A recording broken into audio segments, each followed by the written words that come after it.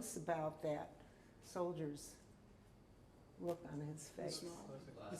Yeah, he's smiling, isn't he? Even though Aviva Weitzman has age-related macular degeneration, she can still see facial expressions in a photograph.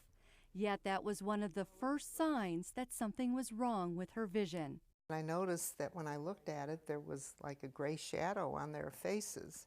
Another sign. And I was looking at the street signs overhead, and I noticed they seemed a little wavy instead of straight across. Why does this happen?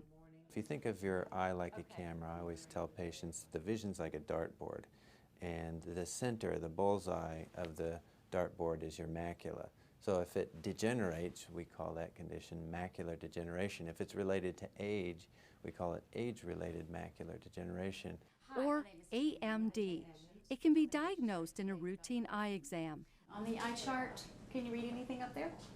Aviva has AMD only in her right eye. Jerry Priegel has AMD in both eyes. I initially had problems in the right eye, and then a few months later started noticing some differences in my left eye. I started to see some changes in my vision when I was viewing the Amsler grid. The Amsler grid is a simple tool that can be used at home to test for AMD between doctor visits. And you concentrate on the little black dot in the middle. I do see some distortion. Letters in words are missing. Patients may end up losing their central vision as AMD advances. Here's a danger sign, is that many times people will have it evolve in one eye and not even know it because the good eye takes over. And so they can be completely asymptomatic, come in for a routine check. Lo and behold, you cover one eye and say, you know, I can't see anything out of this eye. So when the first eye is involved, frequently we don't detect it till the late stages. Both Jerry and Aviva have what's known as the wet form of AMD. The other is dry AMD. Dry occurs when light-sensitive cells break down. Wet occurs when abnormal blood vessels grow under the macula. Both are serious conditions that can threaten vision. I always tell my patients that dry can change to wet and wet can change back to dry. In dry macular degeneration, it's usually very slow, many months to years. Whereas in the wet form, if left untreated, it can be days to weeks. The good news is there are treatments for patients at risk of progression to more advanced disease. AREDS is a high-dose combination of antioxidants and minerals that can reduce the risk of developing advanced age-related macular degeneration by about 25%. And really, nobody predicted that simply taking vitamins was going to help. A new study called AREDS-2 is trying to find out if another formulation of vitamins works even better. In the meantime, a word of caution. There are some vitamin and nutrient supplements that are now hitting the market that are called AREDS-2. There is no data out yet to support the use of those over the use of the primary AREDS supplements.